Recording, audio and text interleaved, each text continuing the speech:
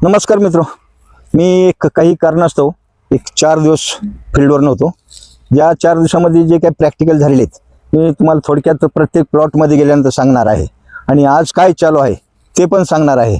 मी तुम्हाला म्हटलं होतं लाईव्ह येऊन किंवा असं व्हिडिओच्या माध्यमातून तुम्हाला मार्गदर्शन करावं, पण वेळेअभावी ते मला काही करता आले नाही, त्यासाठी सॉरी.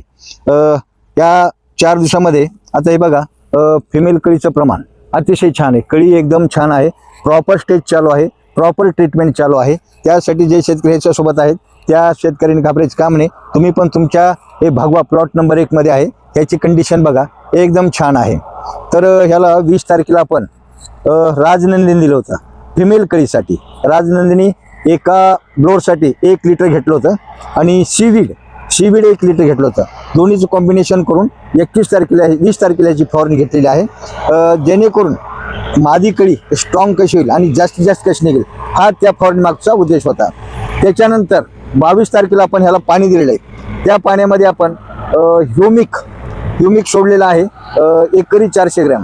का मुळा, मुकुट मुळा किंवा पांढऱ्या मुळा डेव्हलप होणं अतिशय महत्त्वाचं आहे. जेवढ्यात जास्त पांढरा मुळा तेवढं अन्नद्रव्य शोषण करण्याची झाडाची शक्ती वाढते आणि मुळा एकदम कंडिशनमध्ये राहतात. आणि त्याच्यासोबत बायोस्टिम्युलंट प्लॅनोफिक्स घेतलेला आहे ड्रिपमध्ये, म्हणजे 400 ग्रॅम ह्युमिक ॲसिड दिले एकरी आणि प्लॅनोफिक्स 500 मिली दिलेले.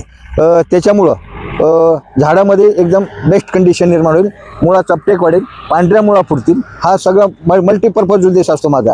त्या हिशोबाने ह्या 4 दिवसामध्ये 2 प्रॅक्टिकल झालेत. आज ह्याला फवारणी चालू आहे. ती फवारणी मी तुम्हाला दुसरा व्हिडिओ बनवणार आहे, कशाची फवारणी घेतो, का घेतोय ते एक महत्त्वाचं आहे. जर जे शेतकरी बांधव आहेत ह्या प्लॉटसोबत, त्यांनी आता 4 दिवसासाठी तरी आता तुम्हाला सांगितलं त्या पद्धतीने प्रॅक्टिकल केले असले ठीक आहे, केलं नसलं प्रॅक्टिकल करा आणि इथून पुढे कंटिन्युएशनमध्ये राहा. नमस्कार.